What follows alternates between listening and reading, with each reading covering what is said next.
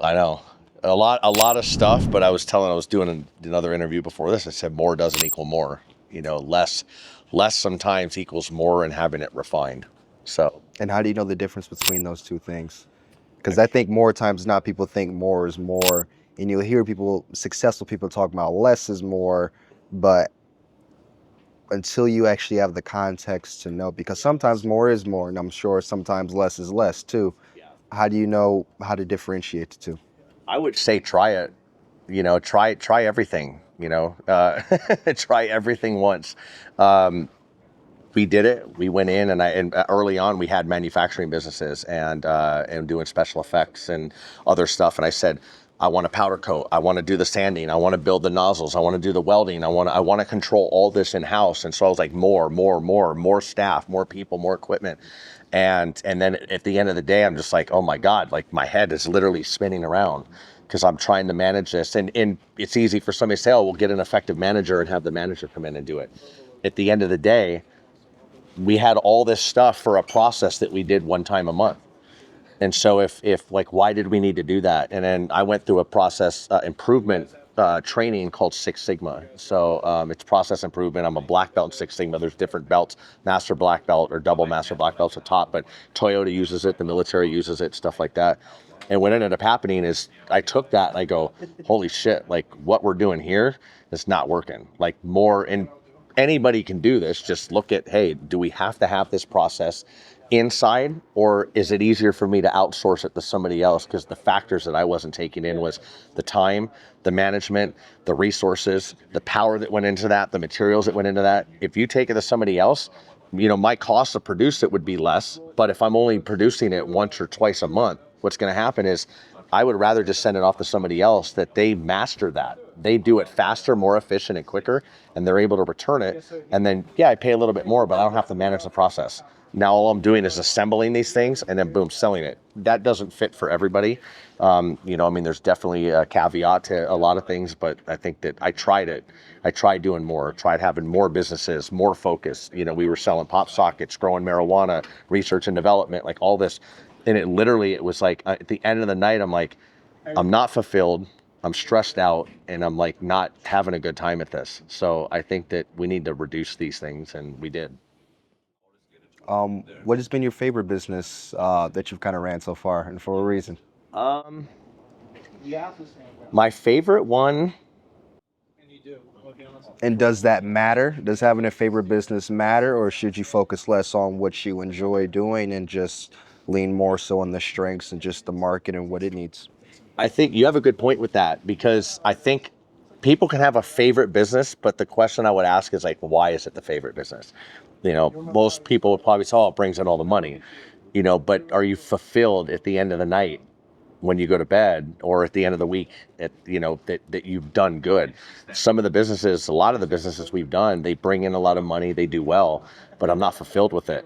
And everything has cycles, but I think that there is a part of that I say, I want to be fulfilled now.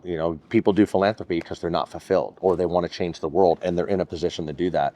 And so I think early on understanding like, hey, is this fulfilling me?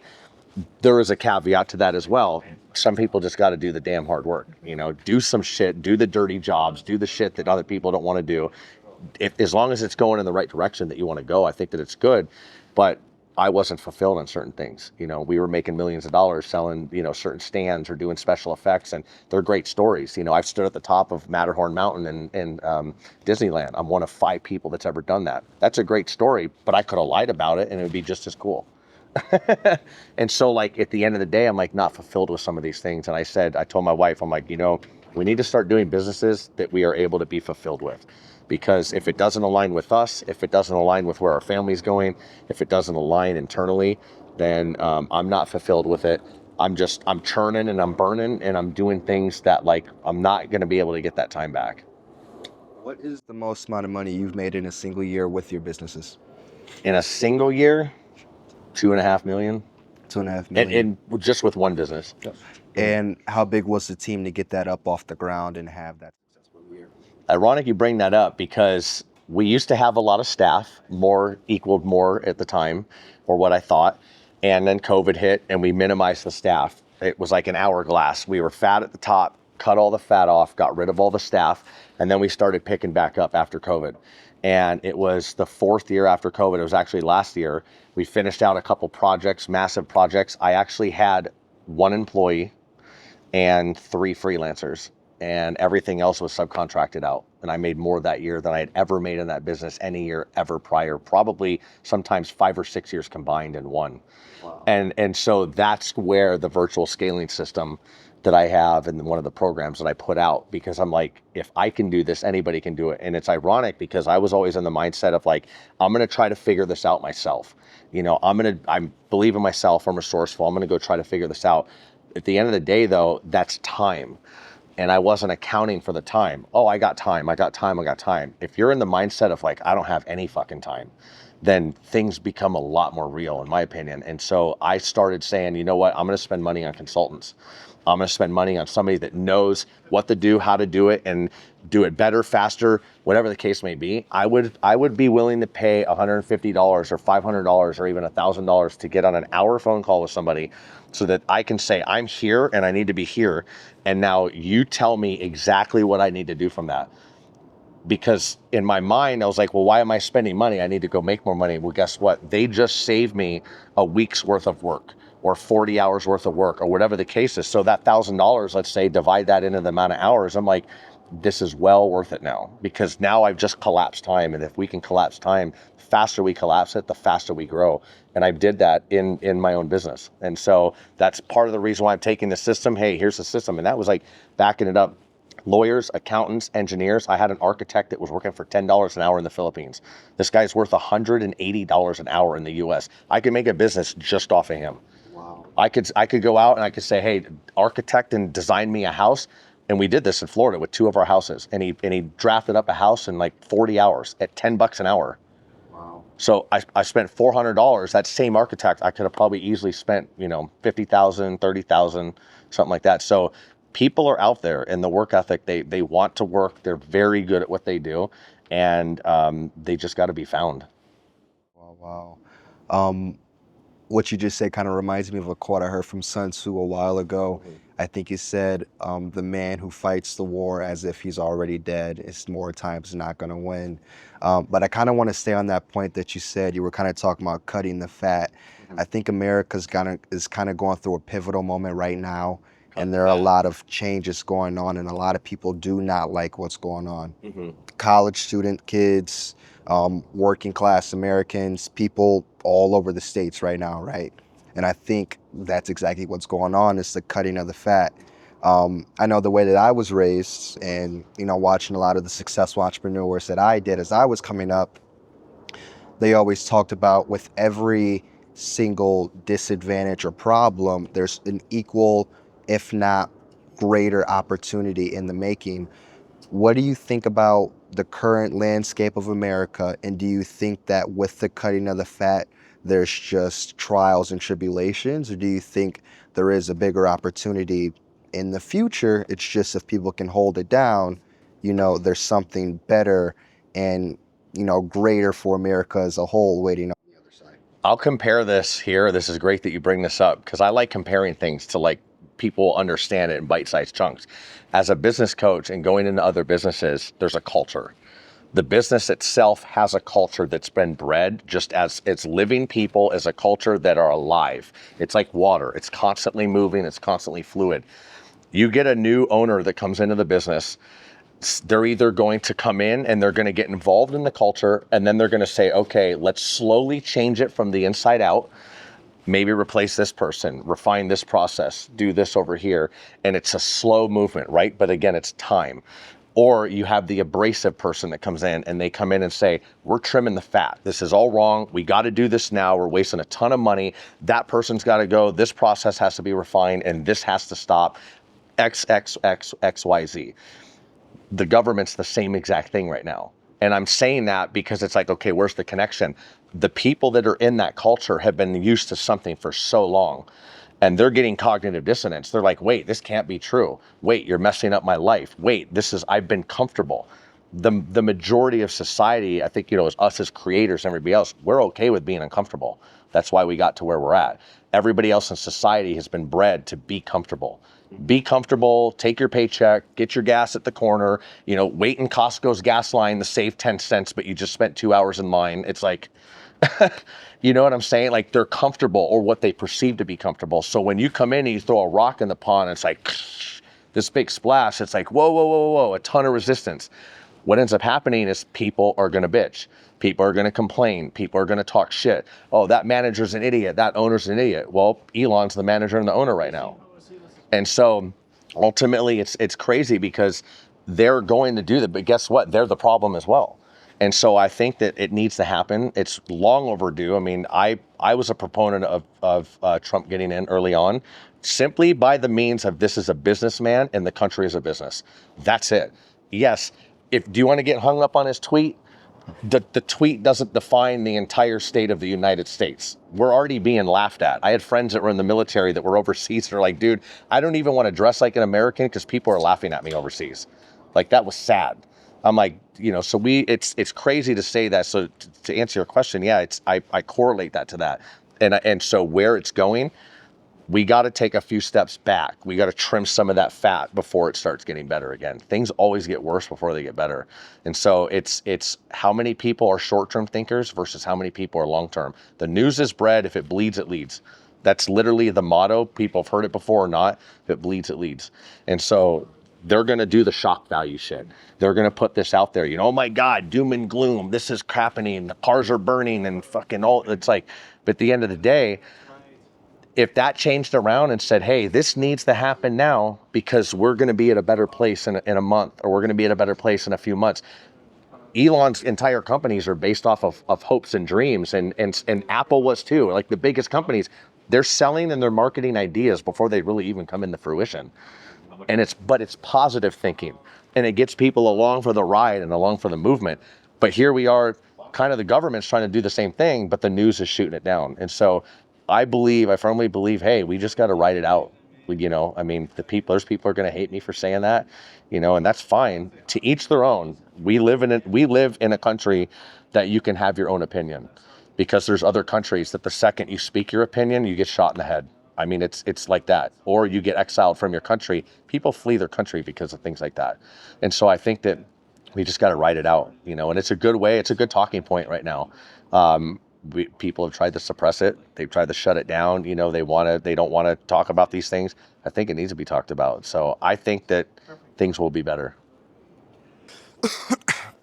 And it's weird because I don't feel like I have the authority to even talk on certain topics. Like, I'm just a 21-year-old student kid right now. I'm not responsible for a family. I don't have a wife. I don't have kids. I'm not in the tax bracket of a family. I don't own a home right now.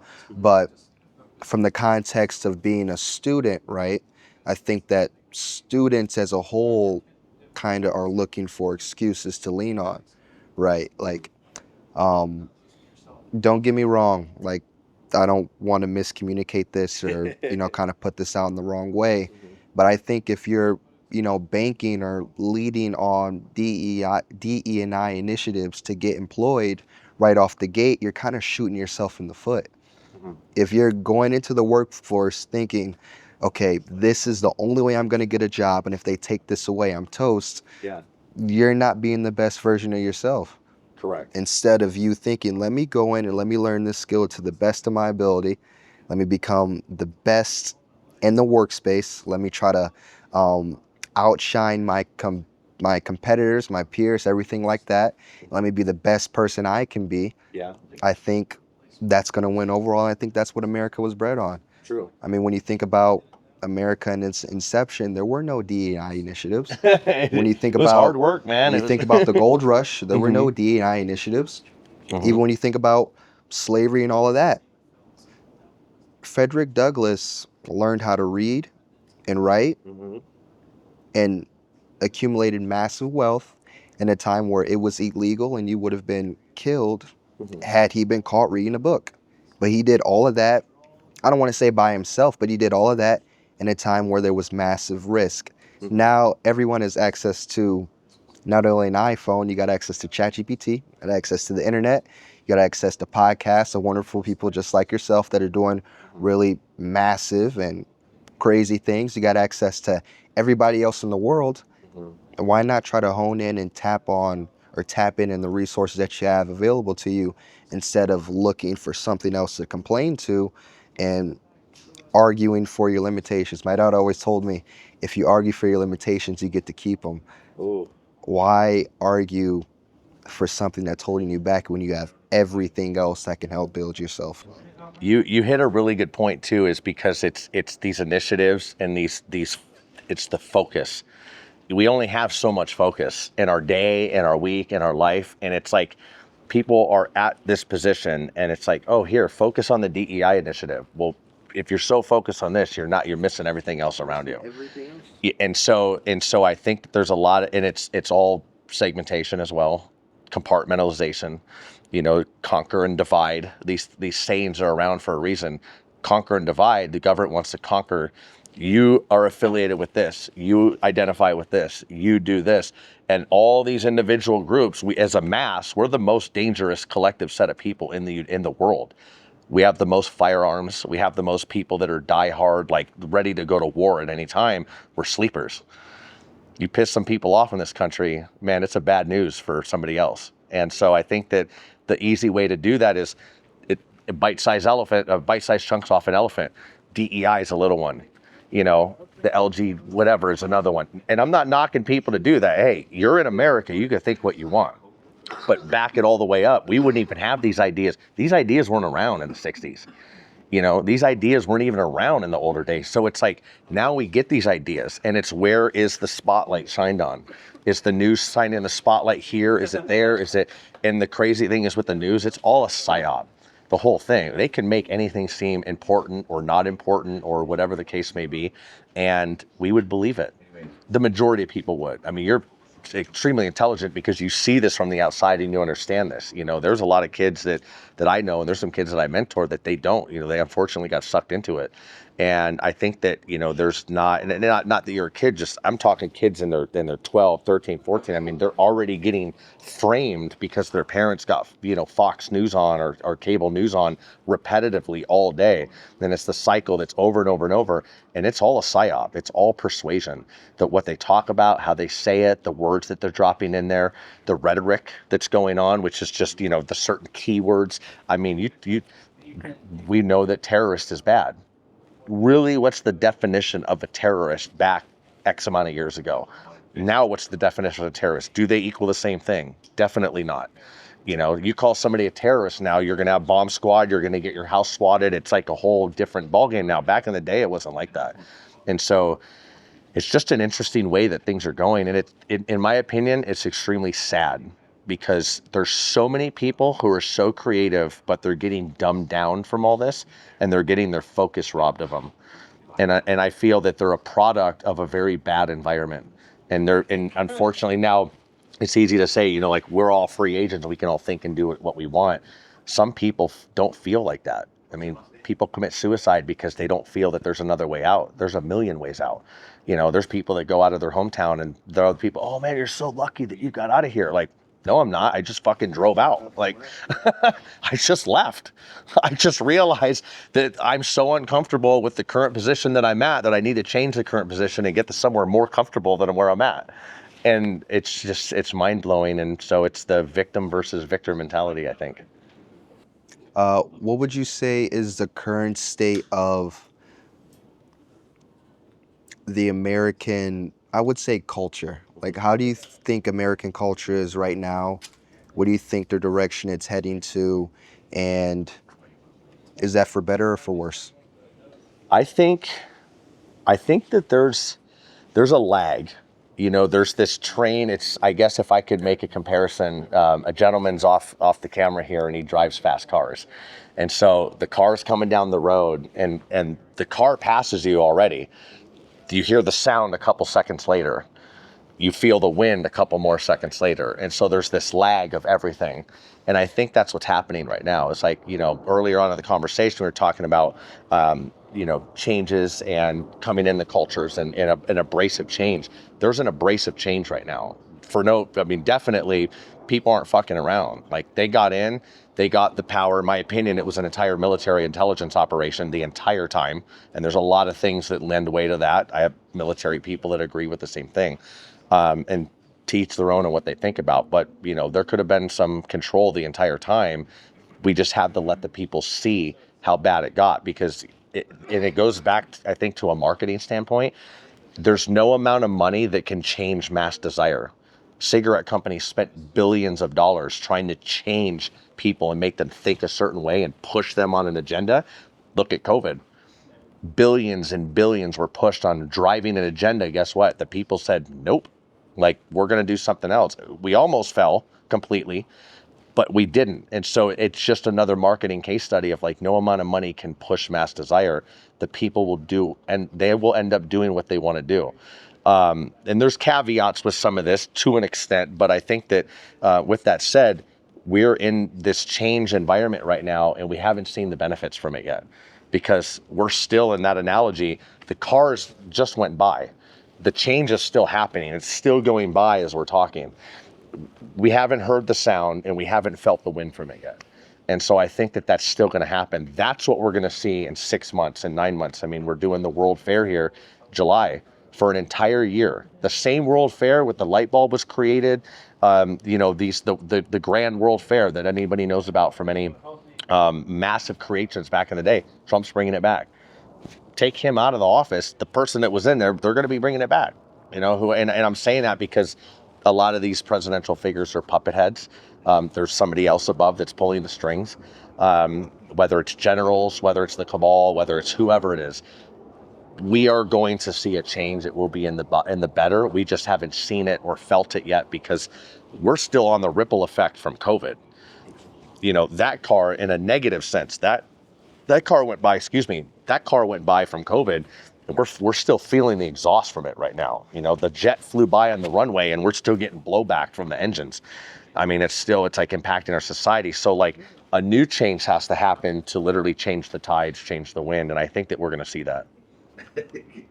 I think it's extremely unfortunate that it takes, someone to pass for, people to really kind of value and to look at the greatness and the implications that they kind of had on society.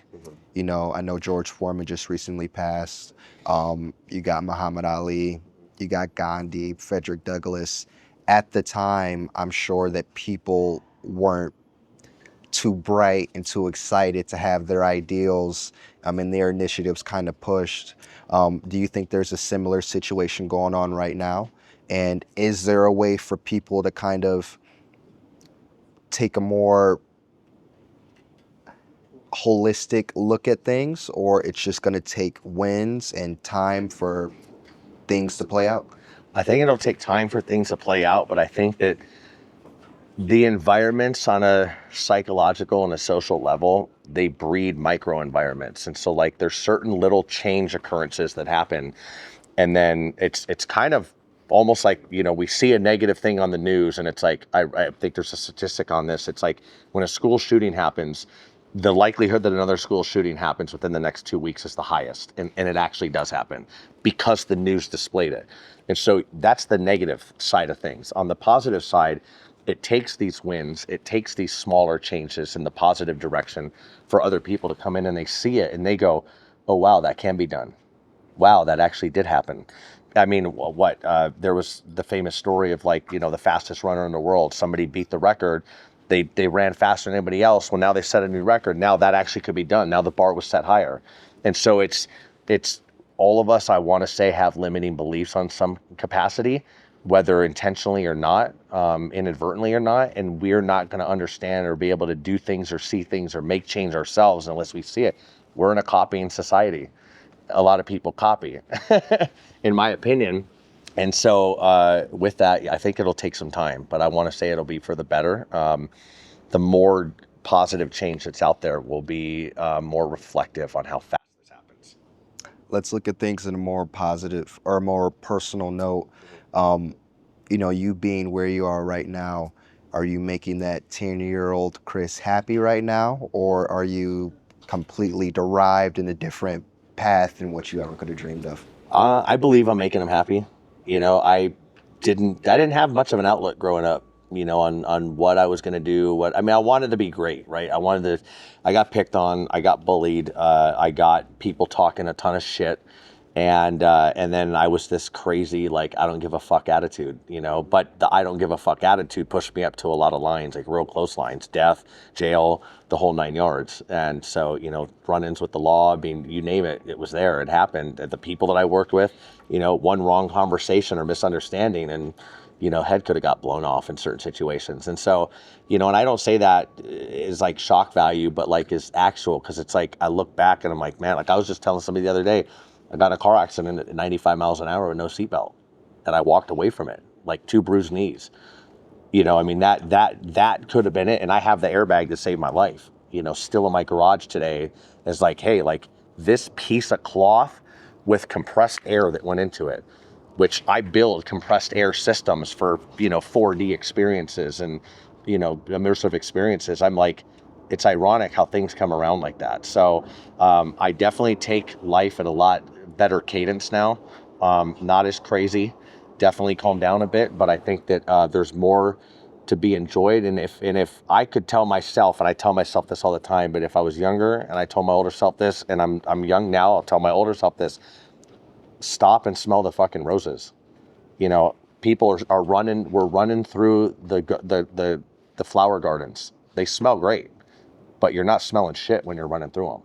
And I know it's a very simple analogy, but in life, it's, and I'm a victim of this as well, because I put myself there right in the morning, boom, what's going on in this? What's going on in the businesses? What's going on in my 37 email accounts on my phone? Blah, blah, blah, blah, blah. It's just, but it's all distractions.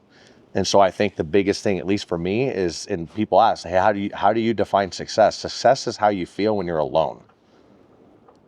When there's nothing around, when nobody's talking, and I'm not talking like turn the TV off and you sit there for 5 minutes and you're like detox, dopamine detox for fucking 5 hours. No phone, no TV, no stimulus, no people talking. People get really uncomfortable. They say, I mean, that's why they put people in the hole in jail. That will literally drive somebody fucking insane if you leave them there long enough with no external communication, no external, I mean, we are creatures on this earth, we're mammals on this earth that are meant to be around each other, to have connections, to have, you know, enjoyment of conversations and communication. And that's verbal and nonverbal. And I think that like when we got deprived of that during COVID, don't go outside and get sun and stay inside your house. Those are the 2 worst fucking pieces of advice anybody could ever give on a scientific level as well. And I think that like, we're meant to share experiences, but we're blazing through life so fast. And especially in this day and age, you know, anybody else, like we're always on our phones. We're always making shit happen. We're always doing something to drive ourselves forward. But at the end of the day, I try to like take like a little bit of time and like appreciate it and say, you know what, like, how do I think of the situation? Psychoanalyze the entire day, my communications that I had with somebody. How can I get better? How can I learn from that? You know, how did that person react when I said that thing, you know, and hone in on that and try to build meaningful connections, you know. And I like giving more than I like taking. And I like people coming into my ecosystem better than when they left. And so it's funny because as a kid, I would have never said that. Oh, fuck everybody, fuck the world, man. I'm fucking, you know, I'm going to listen to my music and fucking, but it's like, you know, that's not life. I mean, that's like, there's a whole new meaning in life. And ironic enough, I didn't expect to live past 42. My dad died at like 41, 42. And then I had a crazy experience one time, and I want to ask you some questions as well. I was able to go to this Parnelli Awards, a ceremony where they have like all the people that build the trusses for Katy Perry and it's all entertainment stuff. It's all the biggest companies in that industry. And I sit at the table and they're doing the awards. But before the awards, they say, all right, we're going to have a moment of silence for everybody that passed away this year. And it was like 45 minutes of silence because they had over 100 people that they were naming names, you know, and they're going through it. And every single person that died was like between the age of 41 and 49. And I'm like, I mean, maybe there was some like 3 outliers, let's say, you know, that were 60s or one of them was younger than 40. But I'm like, what the fuck is this? Like, this is crazy. You know, like something's wrong. Is it this industry? Is it like, and like people were getting up and saying awards, and it's not anything about their revenues or their profits, but they're like, oh, I got a company. I have fucking, 150 trucks across the US and 17 locations and, 500 fucking staff. And then they say their numbers, and it's like, and it doesn't even matter the numbers, but I'm looking at them going, dude, you look like you've been riding a Harley Davidson your entire life, just worn out, and I'm not knocking Harley riders. I love you guys, but it's the figure of speech of like, and it could be any motorcycle. Enough wind hits your skin and you look like hell after a while if you don't take care of yourself and you don't put suntan lotion on and sunblock and things like that. That's what they just had the look of like, I'm ready to crank over and die. And I was like, man, I need to change my outlook on things. I need to do something different than this. And so trying to see ahead and change course correction and not be afraid of change. Kris, if you got the attention of everybody in the world, right? People that like you, people that don't like you, old people, young people, smart people, not so smart people, what message are you leaving out there? The grass isn't always greener on the other side. There's 3 sides to every story. What are the 3? Mine, yours, and what actually happened. And everything can be talked out. And everybody can have a conversation. And everybody can drop the ego and just really try to understand the other side instead of just replying to get your voice heard and your ideas or your agenda out. Actually understanding, and thinking and understanding like why is this person acting like this? Why are they saying this? What could have led up to this? Because there's hidden messages in everybody. Somebody that's pissed off, maybe they're not pissed off. Maybe they're really hurt inside and they just want attention and they just want somebody to consolidate them, but they didn't get that when they were a kid. And so I think that like really trying to understand other people. We're in a society now that like is so driven on themselves. What's in it for me? What am I going to get out of it? Are you helping me or not? If not, get out of my way. And it's not everybody. There's a lot of good people out there, but I try to like really have impactful and meaningful conversations with every single person, like I did at this location here, and I try to, when I go in somewhere, I want to talk to every single person so I can take one thing away that like, did I get onto the personal level with that person? Yeah, we could talk business all night, but was there a moment in the conversation where I know for sure we dropped low enough where we actually got to like feel some empathy for each other or understand each other or have that connection? Because when you can do that, I think that you really unlock a lot of things in yourself and it comes full circle and it will help yourself just as much as it helps the other person. Yeah, okay, Kris. I thank you for your time, man.